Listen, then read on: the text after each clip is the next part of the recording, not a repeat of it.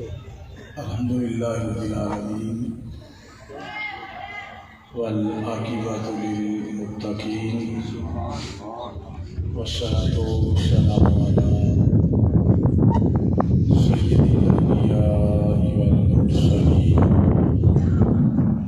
اما بعد فاعوذ باللہ من الشیطان الرجیم بسم اللہ الرحمن الرحیم ربنا وابعث فیہم رسولا سبحان اللہ صدق اللہ العظیم اللہم نور قلوبنا بالقرآن وزین اخلاقنا بالقرآن وادخلنا الجنۃ بالقرآن ونجنا من النار بالقرآن ان اللہ وملائکتہ یصلون علی النبی یا ایھا الذین آمنوا صلوا علیہ وسلموا تسلیما اللہم صل علی سیدنا مولانا محمد وعلی آل محمد وعلى وسلم۔ تمام تعریف و توصیف اللہ جل مجدہ الکریم کی ذات بابرکات کے لیے جو خالق کائنات بھی ہے اور مالک ارض و سماوات بھی، اور تمام کا تمام درود اللہ کے پیارے گناہگار امت کے سہارے رب کے محبوب دانائے غیوب مالک رکاب امام فخر ارض و عجم تاجدار حسینہ ماہ جمیلہ سرور قلب و سینہ تقی ماہ دوران نور ذات لم یزل باعث تکوین عالم فخر آدم و بنی آدم معصوم آمینہ جناب محمد مصطفیٰ احمد مجتبیٰ صلی اللہ علیہ وآلہ وسلم کی بارگاہ بے کس پناہ میں اپنی محبتوں و عقیدتوں کا خراج پیش کرنے کے بعد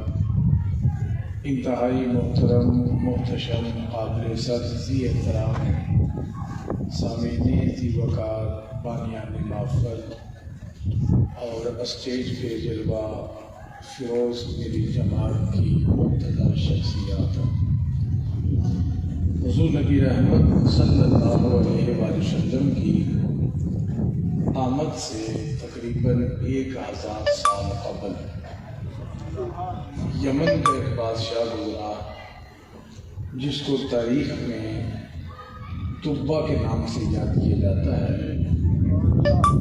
جب یہ سفر کے لیے نکلا کرتا تو اس کے ساتھ سینکڑوں کی تعداد گھوڑ سواروں کی ہوتی، سینکڑوں کے حساب سے لوگ اس کے اعزاز، اس کی تقریب اور پروٹوکول کے لیے پیدل چلا کرتے تھے۔ کئی حکماء اور 400 علماء ہمیشہ اس کی معیت میں رہا کرتے تھے، اور کیفیت یہ تھی جس جگہ جا کر کے یہ ٹھہرا کرتا تھا نا تو پورے کا پورا شہر امٹ کر آ جاتا، پورے کا پورا قصبہ بستی دیہات امٹ کر کے آگے بڑھتے اور اس کے استقبال کے لیے کھڑے ہو جاتے۔ یہ سفر کرتا ہوا سرزمین مکہ مکرمہ پہنچا تو کسی شخص نے بھی اس کا استقبال نہیں کیا، اور کوئی شخص بھی اس کی تعظیم کے لیے اپنی جگہ سے کھڑا نہیں ہوا۔ یہ سیکھ پا ہوا کہ زمانہ میں استقبال کرتا ہے، شہروں کے شہر امٹ کر کے میری راہوں میں کھڑے ہوتے ہیں، لیکن ان لوگوں کو کیا ہوا؟ تو کسی نے بتایا بادشاہ یہاں پہ اللہ کا گھر کعبۃ اللہ موجود ہے، جنہوں نے کعبۃ اللہ کی ہیبت کو دیکھا ہوا ہے، جنہوں نے کعبۃ اللہ کی جلالت کا نظارہ دیکھا ہوا ہے، وہ تیری ہیبت سے بھلا کیسے مرغوب ہو سکتے ہیں؟ اس نے کہا اگر یہ کعبۃ اللہ کی وجہ سے ہے نا تو میں نعوذ باللہ کعبۃ اللہ کو مسمار کرا دوں گا۔ جب اس نے کعبۃ اللہ کو مسمار کرنے کا ارادہ کیا تو اس کی ناک سے بدبودار رطوبت بہنے لگی، اتنی بدبودار کہ اس کے قریب کے جو لوگ تھے وہ سارے کے سارے پیچھے ہٹ گئے، یہاں تک کہ اس کو خود اپنے وجود سے گن آنے لگا۔ تو حکاماں نے اطباء نے اس کا علاج کیا لیکن بے بس ہو گئے، لا علاج قرار دیا، پیچھے ہٹ گئے۔ تو ایک عالم ربانی آگے بڑھا، اس نے کہا بادشاہ اگر میں جان کی امان پاؤں تو میں تجھے بتاتا ہوں کہ اس مرض کا تعلق زمین کے ساتھ نہیں بلکہ آسمان کے ساتھ، یہ جسمانی مرض نہیں بلکہ روحانی مرض ہے۔ کہا اس کا علاج کیسے ممکن ہوگا؟ کہا تجھ سے گناہ کا ارتکاب ہوا ہے، اس کا علاج محض توبہ ہے۔ یہاں رک کر کے ایک بات کرنا چاہوں گا، جب میڈیکل بورڈ تشکیل دے دیا جائے، 8-9 ڈاکٹر سر جوڑ کے بیٹھ جائے، مختلف لیبارٹریوں سے ٹیسٹ بھی کروا لیے جائے، لیکن بیماری پہ قابو نہ پایا جائے اور حکماء اطباء ڈاکٹر کہے کہ ہمارے بس کی بات نہیں ہے، ہماری تو سمجھ میں بات نہیں آتی، تو پھر میرے بھائی آپ کو دعا کی نہیں بلکہ دعا کی ضرورت ہوتی ہے، پھر آپ کو علاج معالجے کی نہیں بلکہ توبہ کی ضرورت ہوتی ہے۔ بڑی ساری بیماریاں ہیں جن کا علاج میرے مالک نے مصلے میں رکھا ہوا ہے، بڑی ساری بیماریوں کا تعلق میرے رب نے توبہ کے ساتھ جوڑ دیا ہے۔ تو اس نے توبہ کی تو اس کی ناک سے بہنے والی رطوبت فوراً رک جاتی ہے۔ یہ کعبۃ اللہ کی عظمت سے، جلالت سے، ہیبت سے متاثر ہوا، اس نے خدام کو بلایا، ان کو پہننے کے لیے لباس دیا اور کچھ اشرفیاں درہم دینار تقسیم کیے اور آگے چل پڑا۔ سفر کرتے ہوئے یہ سرزمین حجاز میں آیا، جتنی دیر تک اس نے ٹھہرنا تھا ٹھہرا، جب جانے لگا تو اس کے ساتھ جو 400 علماء تھے انہوں نے کھڑے ہو کر کے کہا بادشاہ اگر تو جانا چاہے تو جا سکتا ہے، ہم تو اس سرزمین کو چھوڑ کر جانے والے نہیں۔ اس نے کہا کہ تم میری معیت میں رہتے ہو، میرے ساتھ سفر کرتے ہو، تو پھر کیا وجہ ہے کہ تم میرے ساتھ جانے سے انکار کر رہے ہو؟ تو اب یہاں پہ جذب القلوب میں لکھا ہے کہ انہوں نے مدینہ منورہ کی مٹی ہاتھ میں پکڑی اور تھوڑی سی بلند کر کے کہا بادشاہ اس مٹی سے ہمیں آخر زمان پیغمبر محمد عربی کی خوشبو آتی ہے، تیری چم چم اکھیاں دے نال لاواں، تیری چم چم اکھیاں دے نال لاواں، نالے صدقڑے جاواں نی مٹی مدینے دیے۔ آپ جانتے ایک غزوے سے میرے رسول واپس پلٹ رہے تھے تو گھوڑے کے سموں سے گرد و غبار اڑ رہا تھا، صحابہ نے اپنے منہ پہ کپڑا رکھا تاکہ اس گرد و غبار سے اپنے آپ کو بچایا جا سکے، تو میرے رسول نے فرمایا داہو، صحابہ اس کپڑے کو پیچھے ہٹا دو، اب وہ وقت گزر گیا جب یہ یثرب بیماریوں کا گھر ہوا کرتا تھا، تو میں نہیں پتا اب تو رب نے میرے مدینے کی مٹی میں بھی شفا رکھی ہوئی ہے، چم چم اکھیاں دے نال لاواں نالے صدقڑے جاواں نی مٹی مدینے دی۔ اس نے کہا اگر آپ زمان پیغمبر کے انتظار میں بیٹھنا چاہتے ہو تو بھی میں تمہارے لیے مکانات تعمیر کراتا ہوں۔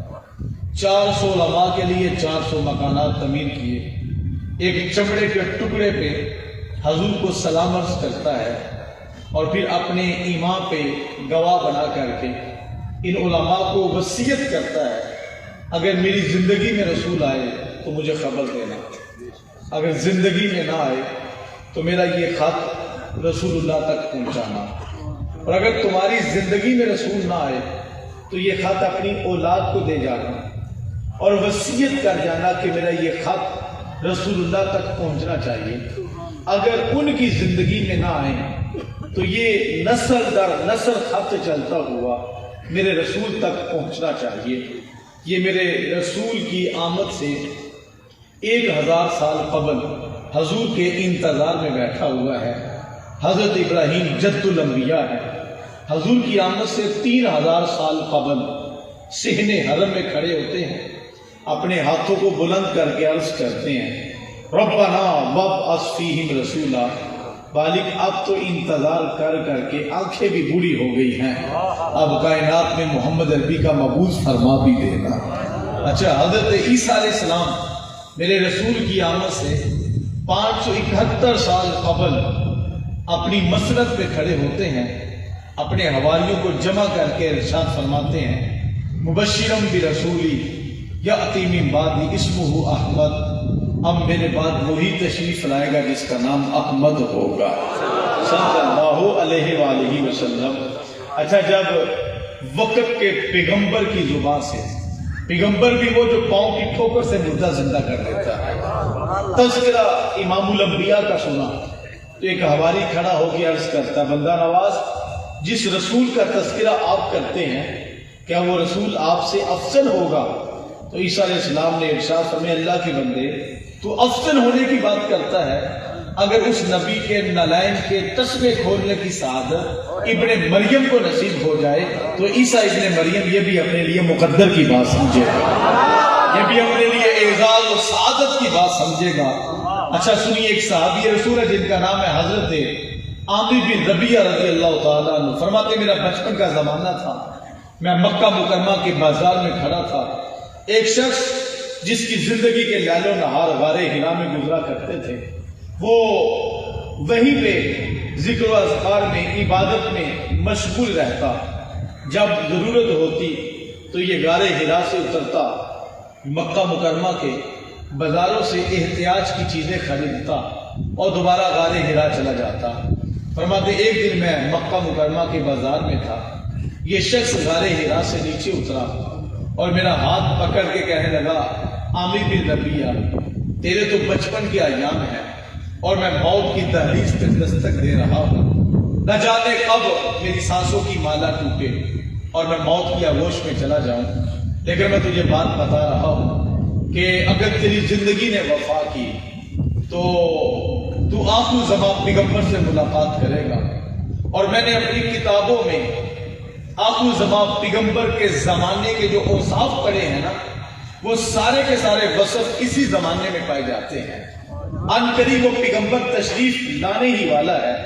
اچھا، اگر تیری ملاقات ہو تو عرض کرنا، حضور زید بن عمر بن نوفل سلام عرض کرتا تھا، اور جو ہے وہ مجھے اپنے امام پہ گواہ بنا کر کے اس دنیا سے چلا گیا ہے۔ حضور غار حرا میں زندگی آپ کے انتظار میں گزار دی۔ حضرت عامر بن ربیعہ کہتے ہیں میرے دل میں رسول اللہ کی محبت بیٹھ گئی اور پھر میں حضور کا انتظار کرنے لگا۔ جب یہ زید بن عمر بن نوفل واپس پلٹنے لگا نا تو میں نے دامن پکڑ کے کہا، مجھے ذرا اس نبی کا حلیہ بتاتا جا، وہ رسول کیسا ہوگا، میں کیسے پہچانوں گا کہ یہ آخر زمان پیغمبر ہے؟ تو زید بن عمر بن نوفل نے کہا کہ بیٹا، جب تو اس رسول کو دیکھے گا نا تو اس کا قد نہ بہت زیادہ دراز ہوگا نہ بہت زیادہ پست ہوگا، سن لے وہ درمیانے قد کا مالک ہوگا۔ یہاں پہ علماء نے جو لکھا ہے، کہا اگرچہ میرے رسول میانہ قد رکھتے تھے لیکن جب میرے رسول صحابہ کے درمیان کھڑے ہوتے، دراز قد و قامت والے صحابہ عباس بن عبد المطلب، حضرت فاروق اعظم رضی اللہ تعالیٰ عنہ، یہ صحابہ موجود تھے، لیکن جب میرے رسول صحابہ کے درمیان کھڑے ہوتے تھے تو میرے رسول کے کندھے لوگوں کے سروں سے اونچے ہوا کرتے تھے، تو کہا وہ درمیانے قد کا مالک ہوگا، اور پھر کہا کہ اس کے بال نہ بہت زیادہ سیدھے ہوں گے نہ بہت زیادہ خمدار ہوں گے، بلکہ سیدھے بالوں میں ہلکا سا خم ہوگا۔ اچھا یار، یہ اگر انداز مشکل ہو تو میں سادہ انداز میں بتاؤں، اس نے کہا ہوگا جب تو اس کی زلفوں کو دیکھے گا نا تو تجھے لگے گا می وریا کستوریاں دا جدو یار نے نچوڑیاں زلفاں، می وریا کستوریاں دا جدو یار نے نچوڑیاں زلفاں، تے سائیں ادھر ہی قبلہ بنے ہو جدھر یار نے موڑیاں زلفاں، جیو کھولے پیچ زلف دے آتے راہی راہ پل جاوے، جیو کھولے پیچ زلف دے آتے راہی راہ پل جاوے۔ اچھا سنیے، حضور کی زلفوں کی بات چلی تو استاد حیدر علی آتش ہے، اس کا انداز اتنا خوبصورت ہے، کہتا ارق علودہ گردن زیر کاکل یوں چمکتی ہے، ارق علودہ گردن زیر کاکل یوں چمکتی ہے، اندھیری رات ہے برسات ہے بجلی چمکتی ہے۔ اچھا یار دیکھیے اس نے کتنا خوبصورت استعارہ پیش کیا کہ اندھیری رات ہے برسات ہے، عرق آلودہ کہتا ہے کہ جب حضور کی زلفوں کے نیچے حضور کی مبارک گردن پہ پسینہ آتا تھا نا تو انداز کیا بنتا تھا؟ اندھیری رات ہے۔ اندھیری رات کس کو کہا؟ حضور کی زلفوں کو۔ برسات کس کو کہا؟ حضور کی گردن پہ آنے والے پسینے کے قطرات کو۔ اور بجلی کی چمک کس کو کہا؟ حضور کی مبارک گردن کی سفیدی کو۔ اب سنیے ذرا، کہا عرق آلودہ گردن زیرے کاکل یوں چمکتی ہے، اندھیری رات ہے برسات ہے بجلی چمکتی ہے۔ اچھا یار یہ حیدر علی آتش نے لکھا سونا ہے لیکن اعلیٰ حضرت کی روح تڑپ اٹھی، اعلیٰ حضرت کا قلب وجن میں آیا اور حضور کی زلفوں کو تشبیہ دینے لگے۔ کہا احمد رضا حضور کی زلفوں کو رات تو کہے گا لیکن عام رات نہیں کہے گا۔ کہا احمد رضا پھر کیا لکھے گا؟ تو فرمایا سن ذرا، جب میں پہلے ایک بات سمجھا دوں کہ جب میرے رسول مانگ نکالا کرتے تھے نا بالکل درمیان سے اور زلفیں دائیں بائیں چھٹ جاتی تھی اور جب مانگ نکلتی تو درمیان سے رسول اللہ کی مبارک سر کی سفیدی نظر آتی تھی۔ اللہ حضرت نے جو تشبیہ پیش کی فرماتے ہیں جب میں رسول اللہ کی زلفوں کو دیکھا کرتا تھا نا تو ایسے لگتا تھا لیلۃ القدر میں مطلع فجر حق۔ لفظ سنیے، روح رقص کرے گی۔ لیلۃ القدر حضور کی زلفوں کو رات کہا، کون سی رات؟ خیر من الف شہر، وہ رات جو 1000 مہینوں سے افضل ہے۔ کہا جب اچھا یار فجر کا وقت تو ویسے ہی بڑا سہانا ہوتا ہے نا، جو صبح اٹھنے کا مزاج رکھتے ہیں نماز پڑھنے کے لیے آئیں تو لگتا نہیں جیسے رب کی رحمت کی برکھا برس رہی ہے۔ اسے کیا خبر جو 9 بجے اٹھنے کا مزاج رکھتا ہے، جو سحری کی عادت رکھتا ہے، یار ایسے لگتا ہے جیسے رب کی رحمت کی چھتری ہمارے سروں پہ تنی ہوئی ہے اور رب کی رحمت کی برکھا برس رہی ہے۔ فجر کا وقت تو عام دنوں پہ بھی حسین ہوتا ہے لیکن لیلۃ القدر کی فجر ہو تو پھر کتنی حسین ہوا کرے گی۔ اللہ حضرت نے کہا حضور کی زلفیں کون سی رات ہے؟ لیلۃ القدر۔ اور کہتے جب حضور کی زلفوں کو دیکھے اور پھر مانگ پہ نظر پڑے تو ایسے لگتا ہے جیسے لیلۃ القدر کی فجر شروع ہو رہی ہے۔ لیلۃ القدر میں مطلع فجر حق، مانگ کی استقامت پہ لاکھوں سلام۔ اچھا یار حضور کی زلفوں کے بارے میں زید بن عمرو بن نوفل نے کہا، پھر کہا عامر بن ربیعہ جب تو اس کی آنکھوں کو دیکھے گا نا اشکل العینین، اس کی آنکھوں میں قدرتی سرخ ڈورے لگے ہوں گے، قدرتی سرخ ڈورے لگے ہوں گے۔ کیا خوب سجن دیا اکھیاں نے، کیا خوب سجن دیا اکھیاں نے، جنہیں پر کے سرائیاں رکھیاں نے، آنکھ اگڑے تے انج پہ آ جاپے جنہیں میں خانہ کھل جاوے۔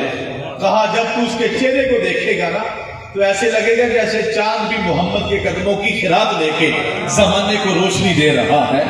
اچھا یہ صرف میرا اپنا جملہ نہیں ہے، اب سنیے ذرا، حضرت مولا کائنات علی مرتضیٰ رضی اللہ تعالیٰ عنہ فرماتے لم ارا قبلہ ولا بعدہ مثلہ صلی اللہ علیہ وآلہ وسلم، حضور جیسا حسینہ ہم نے کبھی پہلے دیکھا نہ کبھی حضور کے بعد دیکھا ہے۔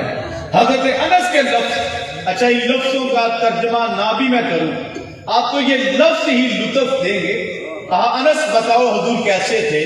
کہا کان رسول اللہ صلی اللہ علیہ وسلم احسن الناس اجود الناس افشع الناس صلی اللہ علیہ وآلہ وسلم۔ کہا کیا پوچھتے ہو؟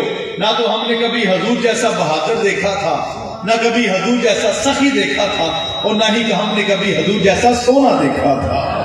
اچھا پھر دیکھیے حضرت حسان بن ثابت نے جو آپ کو سبق پڑھایا وہ تو ہمارا بچہ جانتا نا، وَأَحْسَنُ مِنْكَ لَمْ تَرَ قَطُّ عَيْنِي وَأَجْمَلُ مِنْكَ لَمْ تَلِدِ النِّسَاءُ خُلِقْتَ مُبَرَّأً مِنْ كُلِّ عَيْبٍ كَأَنَّكَ قَدْ خُلِقْتَ كَمَا تَشَاءُ۔ یار سرحد سے میرے مجدد کی آواز آتی ہے کہ مثل او در عالم امکان متصور نیش، حضور جیسا سونا دوبارہ کائنات میں آ جائے یہ تو سوچا بھی نہیں جا سکتا۔ اچھا پھر سنیے ذرا یار، اگر یہ لفظ مشکل ہو تو میرے شیخ طریقت ترجمہ یوں کرتے ہیں کہ خدا نے اس سچائی پر چھڑیا جدے وچ محمد نو ٹالیا سی، خدا نے حسینہ جمیلہ دا منہ موڑ دیتا بنا کے محمد رب نے قلم توڑ دیتا۔ یہ بھی انداز اگر مشکل ہو تو گولڈے کے تاجدار نے سادہ انداز میں کہہ دیا ہے مکھ چن بدر شاہ شانی ہے. اچھا یہ صرف گولڈے کے تاجدار کے نہیں بلکہ ابو ہریرہ کہتے ہیں کہ ان شمسا تجری فی وجہہ، جب ہم حضور کو دیکھتے تھے ایسے لگتا تھا جیسے سورج آسمان کو چھوڑ کے محمد کی پیشانی میں اتر آیا ہے. مکھ چن بدر شاہ شانی ہے، متھے چمکے لاٹ نورانی ہے، کالی زلفت اکھ مغمور اکھی ہند مد بریاں. ذوق آئے گا آپ کو اور آپ کا وجد رقص کرنے لگے گا. گولڈے کا تاجدار کہتا ہے اس صورت نو میں جانا، اس نہیں اس ایسے نہیں لگتا جیسے گولڈے کا تاجدار مدینے کے ویڑے میں کھڑا ہے اور حضور کا چہرہ دیکھ دیکھ کے کہہ رہا ہے اس صورت نو میں جانا تھا کہ جانے سچ آکھاں تے رب دی میں شان آکھاں. اچھا کہا کہ اس کا چہرہ ایسا ہوگا. حضرت عامر بن ربیعہ کہتے ہیں میں حضور کے انتظار میں بیٹھ گیا. انتظار تو ویسے بڑا مشکل ہوتا ہے اور پھر انتظار نبیوں کے امام کا ہو. شب ہجر کی سختیاں کوئی اس سے جا کر پوچھے، شب ہجر کی سختیاں کوئی اس سے جا کر پوچھے، تیری راہ تکتے تکتے جسے صبح ہو گئی. یار حضرت عامر بن ربیعہ کہتے ہیں انتظار میں تھا. پھر وہ وقت بھی قریب آیا جب ستارے آسمان کو چھوڑ کے آمنہ کی چھت کو چومنے کے لیے آ رہے تھے. جب کعبۃ اللہ بھی آمنہ کے گھر کی طرف جھک رہا تھا. کعبۃ اللہ میں پڑے ہوئے 360 بت منہ کے بل زمین پہ گر رہے تھے. حضرت اقبال کہتے ہیں کس کی حیبت سے بت سہمے ہوئے رہتے تھے، منہ کے بل گر کے ہو اللہ احد کہتے تھے. کافی وہ وقت آیا ہر طرف خوشی کے شادیانے بجنے لگے. جبریل جو ہے وہ ایک ڈنڈا مشرق میں مغرب میں کعبۃ اللہ کی چھت پہ لگانے لگے. کہا بھئی آج خوشی کے شادیانے کیوں بج رہے ہیں؟ تو ایک ہی صدا رہی تھی کہ فضل رب العلا اور کیا چاہیے، مل گئے مصطفیٰ اور کیا چاہیے. آپ جانتے ہیں امیر قریش نے بھی خواب دیکھا تھا کہ شہر حرم میں ایک درخت نمودار ہوا جس کی بلندی آسمان تک شاخ مشرق و مغرب میں پھیل گئی. تو تعبیر بتائی گئی کہ امیر قریش تیری نسل میں ایک بچہ پیدا ہوگا جو زمین و آسمان کا مالک ہوگا، اس کا تذکرہ آسمانوں تک چلا جائے گا. حضرت امیر قریش بھی انتظار میں بیٹھے ہوئے ہیں. اچھا یار سنیے، پھر وہ سہانی گھڑیاں آئیں، پھر وہ وقت بھی آیا جس کے بارے میں میرے امام فرماتے ہیں جس سہانی گھڑی چمکا طیبہ کا چاند، اس دل افروز ساعت پہ لاکھوں سلام. اچھا حضور صلی اللہ علیہ وسلم نے کائنات میں قدم رکھا، ہر طرف نور ہی نور، اجالا ہی اجالا. کتنا نور اور کتنا اجالا؟ سیدہ آمنہ فرماتی اتنا نور برسا، اتنا اجالا ہوا، اتنا چانن ہوا کہ میں نے اپنے گھر میں بیٹھ کے ملک شام کے محلات کو دیکھ لیا.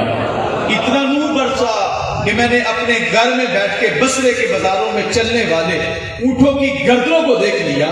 آج میلاد کے موسم میں ہم اگر اپنے گھر میں یا مسجد میں چراغاں کریں تو لوگ دلائل مانگتے ہیں، اور میرے بھائی دلائل کی کمی نہیں ہے، لیکن 14 صدیاں پیچھے پلٹ کے چلے جاؤ، جب میرے رسول نے قدم زمین پہ رکھا تھا رب نے اتنا چانن کیا کہ مکے سے لے کے ملک شام تک، شام سے لے کے بصرے کے بازاروں تک سارا زمانہ ہی جگمگا رہا تھا. اور میرے بھائی یہ جتنا بھی کائنات میں چانن ہے یہ سارے کا سارا اجالا صدقہ ہے میرے محمد کے قدموں کا. یہ سارے کا سارا صدقہ ہے میرے محمد کے قدموں کا. اگر حضور نہ آتے تو کائنات میں اندھیرا ہی اندھیرا ہوتا. حضرت عامر بن ربیعہ کہتے ہیں پھر حضور نے جب اعلان نبوت فرمائی، انتہائی مختصر کر رہا ہوں، کہتے ہیں اس وقت میں حضور کے پاس گیا، میں نے حضور کو دیکھا، پہچان لیا، کلمہ پڑھا. پھر میں نے بتایا حضور زید بن عمر بن نفیل نے آپ کو سلام عرض کیا ہے. حضور نے چہرہ آسمان کی طرف کیا اور پھر میرے رسول نے ارشاد فرمایا میں دیکھ رہا ہوں زید بن عمر بن نفیل جنت میں اپنا دامن گھسیٹتے ہوئے خرامہ خرامہ چل رہا ہے. یار لوگوں نے زندگیاں قربان کر دی میرے رسول کے انتظار میں. کوئی 1000 سال سے بیٹھا ہوا ہے، کوئی 500 سال سے بیٹھا ہوا ہے، کوئی 3000 سال قبل دعا مانگتا ہے ربنا وابعث فیہم رسولا. اور میرے بھائی ہم نے انتظار بھی نہیں کیا، ہم نے کوئی منت بھی نہیں مانی، ہم نے کوئی دعا بھی نہیں کی. موسیٰ علیہ السلام دعا نہیں کرتے مالک میں صاحب شریعت بھی ہوں، صاحب کتاب بھی ہوں، سرے تو تجھ سے کلام بھی کرتا ہوں، لیکن مالک مجھے شرف دے کہ میں تیرے رسول کا امتی بن جاؤں۔ ہم نے تو کوئی التجا بھی نہیں کی میرے بھائی، ہمارے تو وقت نے یاوری کی، ہمارا مقدر جاگا۔ آنکھ بھی ٹھیک سے نہیں کھلی تھی نا کہ امام صاحب گھر میں تشریف لے گئے، قرآن پڑھنے والے لب کانوں کے قریب کر کے کہا اشہد ان محمد رسول اللہ، آنے والے مبارک کو تو محمد عربی کا غلام بن کے آیا ہے۔ پھر کہنا نہیں چاہیے نہ شاہوں سے ملا ہے نہ توانگر سے ملا ہے، بھئی اللہ کا عرفان اسی در سے ملا ہے، اوروں کو ملا ہے تو مقدر سے ملا ہے، مجھے تو مقدر بھی آقا تیرے در سے ملا ہے۔ آئیے صاحبو حضور کے میلاد کی خوشی کریں، حضور کا میلاد منائیں، گلیاں بھی سجائیں، بازار بھی سجائیں، محفل میلاد بھی منائیں۔ یاد رکھنا اگر ابو لہب بھتیجا سمجھ کے خوشی کرے تو رب اسے محروم نہیں رکھتا، اگر ہم امتی ہو کر نبی سمجھ کے خوشی کریں تو رب ہمیں کیسے محروم رکھے گا۔ لیکن یہ بات ذہن میں رکھنا، اگر آپ نے نقش نالین کا عکس اپنے سینے پہ لگا لیا لیکن سینے میں حسد بھی ہوا، بغض بھی ہوا، کینہ بھی ہوا، تو مجھے بتاؤ یہ نقش نالین تمہیں کیا فائدہ دے گا؟ یا نقش نالین لگانے کا کیا فائدہ ہوگا؟ ساری رات بازار سجاؤ، گلیاں بھی سجاؤ، اس میں دوسری رائے نہیں ہے، سجانی بھی چاہیے، محفل میلاد بھی کرو، اور بھئی اس کا صلہ ملے گا، رب اس کا اجر عطا فرمائے گا۔ لیکن کہیں ایسا نہ ہو ساری رات بازار سجاتے رہو اور تہجد کا وقت آئے، نیند کا غلبہ آئے اور تم نیند کی آغوش میں چلے جاؤ اور نماز فجر کی توفیق نہ ہونے پائے۔ محفل میلاد میں بیٹھے رہو لیکن تمہیں نماز عشاء کی بھی توفیق نہ ہونے پائے۔ میرے بھائی جس نبی کا میلاد مناتے ہو اسی نبی نے فرمایا رب نے میری آنکھوں کی ٹھنڈک نماز میں رکھی ہوئی ہے۔ اچھا سنیے میرے بھائی، آپ نے اگر بازار بھی سجا لیے، گلیاں بھی سجائیں، 12 ربیع الاول کی شام آئی تو ہم خواتین کو لے کر کے ہم بازار دکھانے کے لیے چلے گئے، وہاں پہ مرد و زن کا اختلاط اور عورتیں سج دھج کر اگر باہر نکلیں تو میرے بھائی کیسے میلاد کی برکتیں تم سمیٹ پاؤ گے؟ میلاد کا نور کیسے تمہارے سینوں کو روشن کرے گا؟ میرے بھائی ہم محبت رسول میں آ کر کے کہیں شریعت کی دھجیاں تو نہیں اڑا رہے، ہم عشق رسول کا نام لے کر کے کہیں شریعت کی حدوں کو پار تو نہیں کر رہے۔ میرے بھائی ہم شریعت کے دائرے میں رہ کر کے اگر میلاد منائیں اور پھر ہم جو ہے وہ شریعت کا احترام کریں تو جب ابو لہب جیسا شخص محروم نہیں رہتا تو پھر حضور کا امتی بلا کیسے محروم رہ سکتا ہے؟ میں حضور کی شان میں جو بھی کہوں گا تو مجھے یہی کہنا پڑے گا لا یمکن الثناء کما کان حقہ بعد خدا بزرگ تو ہی قصہ مختصر۔ بھئی وہ کیا لکھا تھا، زندگیاں ختم ہوئی اور قلم ٹوٹ گئے، تیرے اوصاف کا ایک باب بھی پورا نہ ہوا، داستان حسن جب پھیلی تو نامحدود تھی، جب سمٹی تو آقا تیرا نام بند کر رکھ گئی۔ میں گفتگو کرتا لیکن وقت کی زنجیریں میرے پاؤں کو کھینچنے لگی۔ وسعت دل تو بہت ہے لیکن وسعت صحرا کم ہے، اس لیے مجھ میں تڑپنے کی تمنا کم ہے۔ اللہ تعالیٰ کہے گے لفظوں کو دلوں میں اترنے کا فن عطا فرمائے وہاں علی۔